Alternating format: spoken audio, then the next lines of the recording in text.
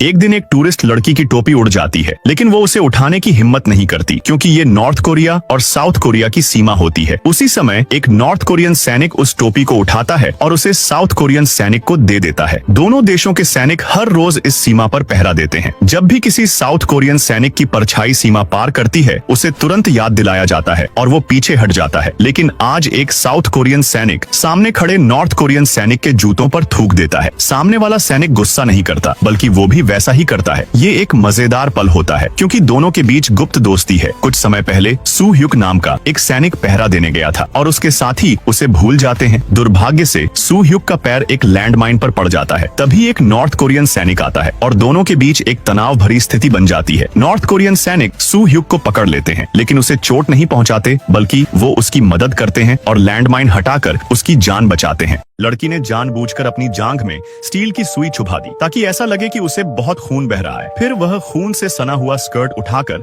अपनी माँ के पास गई। उसने माँ से झूठ बोला कि उसे पीरियड्स आए हैं और उसे कमरे में जाकर थोड़ा आराम करना है। माँ को यह नहीं पता था कि लड़की ऐसा सिर्फ उसे कमरे के अंदर भेजने के लिए कर रही थी। जैसे ही माँ कमरे में गई, लड़की ने अपना फोन निकाला और कहा कि जिस किसान दंपति ने उन्हें आमंत्रित किया है वह एक क्रूर हत्यारे है। माँ को यह सुनकर हैरानी हुई और उसने पूछा कि वह ऐसा क्यों कह रही है। लड़की ने बताया कि अभी कुछ देर पहले किसान का बेटा पीटर उसे एक तहखाने में ले गया था। वह जगह थोड़ी अजीब थी। वहाँ कई तरह के सूटकेस रखे थे और अलग अलग साइज के कपड़े भी थे। लड़की को यह सब देखकर थोड़ा अजीब लगा। तब पीटर ने एक फोटो एल्बम निकाला जिसमें किसान परिवार और कुछ दूसरे लोगों की तस्वीरें थीं। जब लड़की समझ नहीं पाई कि वो क्या दिखाना चाहता है, तो पीटर ने एक फोटो की ओर इशारा किया और फिर दूसरी की ओर। फिर उसने कैंची जैसी चीज से इशारा किया और अपना मुंह खोला। लड़की को तब जाकर समझ आया कि पीटर बोल नहीं सकता क्योंकि उसकी जीभ कटी हुई थी। फिर पीटर ने इशारे से बताया कि उसके असली पिता किसान नहीं है। असल में किसान ने पहले उसकी माँ की हत्या कर दी थी और फिर पीटर को चुप कराने के लिए उसकी जीभ काट दी थी। उसके बाद किसान ने पीटर को अपने साथ रखकर उसकी परवरिश की थी। जब लड़की ने तहखाने में पड़े सूटकेस देखे तो उसे अंदाजा हुआ कि शायद उन्होंने और भी लोगों को मारा है। फिर पीटर ने एल्बम में एक खाली पन्ना खोला और उसमें लड़की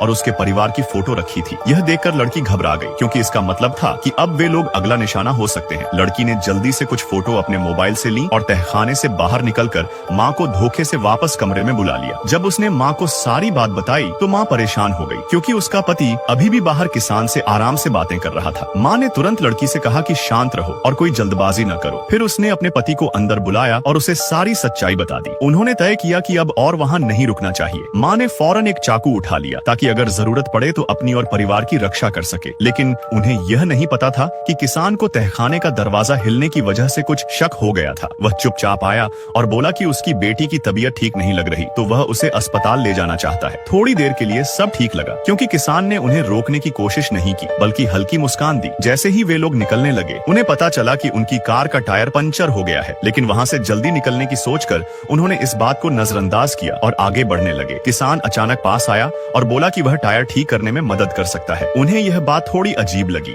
लेकिन और कोई रास्ता न देखकर उन्होंने हाँ कर दी। टायर ठीक करते वक्त कुछ भी अनहोनी नहीं हुई और कार फिर से चलने लायक हो गई। जाते वक्त निक ने किसान को धन्यवाद कहा और गले लगा लिया। किसान ने भी उसे फिर से गले लगाया। निक की पत्नी को गले लगाते समय किसान ने उसके गाल पर हल्के से चूम लिया, लेकिन वह चुप रही क्योंकि वह अपने परिवार को खतरे में नहीं डालना चाहती थी। लड़की ने लड़के से धीरे से कहा कि वे किसी तरह उसे बाद में बचाने आएंगे। उन्हें लगा कि अब कार में बैठने के बाद सब ठीक हो जाएगा। लेकिन खेत छोड़ने से पहले लड़की ने कुछ अजीब देखा कि किसान ने लड़के को उठा के गड्ढे में फेंक दिया। किसान उन्हें जाते हुए देख रहा था और उसके चेहरे पर वही हल्की सी मुस्कान थी। पार्ट 2 वीडियो लाइक करने पर